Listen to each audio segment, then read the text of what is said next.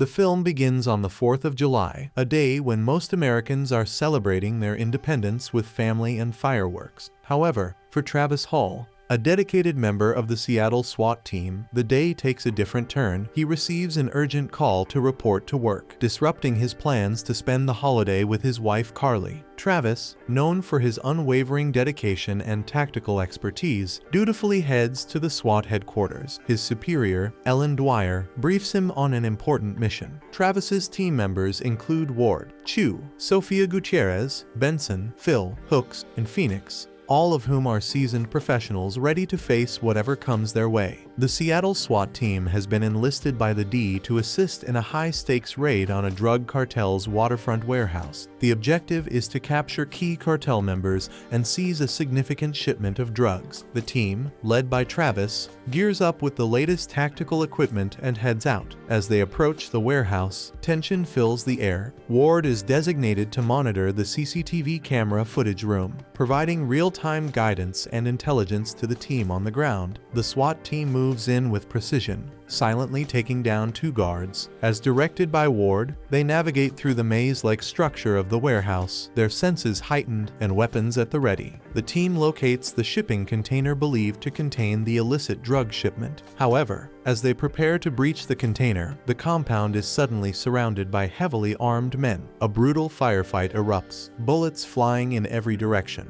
The scene is chaotic, with flashes of gunfire illuminating the darkened warehouse. Despite their training and preparedness, several D agents and 1 SWAT team member, Phil, are killed in the exchange. When the gunfire finally ceases and the dust settles, the SWAT team manages to open the shipping container. Instead of drugs, they find a man chained inside. This man, although bearing signs of brutal torture, is in excellent physical condition. The team is puzzled by this discovery, as it completely deviates from their expectations. Alongside the man, they apprehend another suspect named Diego. Leo Rain, back at the SWAT headquarters, hacker Elson, Chris Gauthier, discovers that Diego is connected to drug cartels in Sao Paulo, Brazil. However, there are no records of the mysterious man in any law enforcement databases, adding to the enigma. Sofia Gutierrez, a skilled interrogator, questions Diego. Despite her efforts, Diego remains tight-lipped about the identity and significance of the mysterious man. His fear and panic are palpable. Desperate and overwhelmed, Diego begins to bang his head against the metal table in the interrogation room, ultimately killing himself. This unexpected turn of events leaves the SWAT team with more questions than answers. The scene shifts to a high-tech command center, where Lars, the leader of a group of mercenaries, receives an anonymous phone call. The caller demands $50 million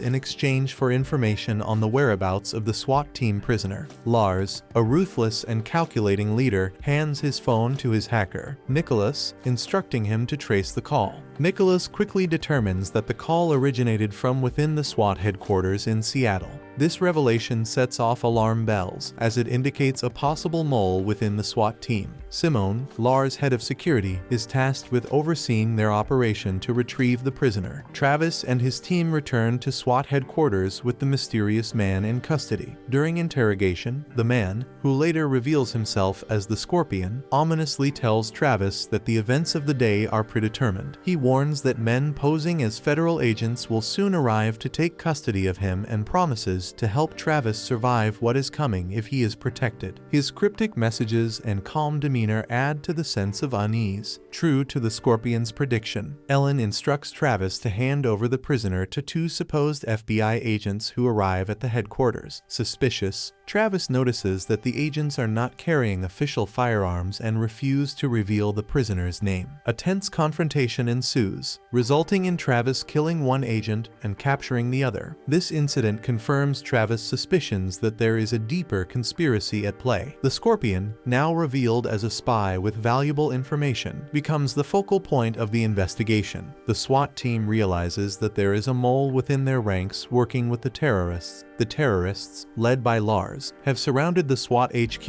and are receiving inside information about the team's movements. The Scorpion's cryptic warnings begin to make sense as the team grapples with the reality of their situation. Travis attempts to move the Scorpion Scorpion to a safer location, but is forced to retreat under heavy gunfire. Lars had ordered his forces to capture the Scorpion alive, recognizing the immense value of the information he possessed. Under siege, Travis instructs Ellen to bring down the shutters, locking themselves inside the HQ. The Scorpion reveals that Lars runs a private militia conducting black operations for various entities, and that all calls for backup are being intercepted by Simone. Lars, demonstrating his control over the situation, calls Travis, demanding the Scorpion surrender. The Scorpion explains that Lars and he were partners until he betrayed Lars 5 years ago. When Lars threatens the family members of the SWAT team, the Scorpion agrees to surrender, recognizing that the safety of innocent lives is paramount. Travis devises a plan to lure the attackers to the rear gate by pretending to hand over the Scorpion. The rear entrance is a kill zone, strategically overlooked by numerous windows. However, the plan is foiled when someone within the SWAT HQ signals Lars and Simone in Morse code, revealing the trap. It is discovered that Ward is the mole. Ward frees the captured terrorist Franklin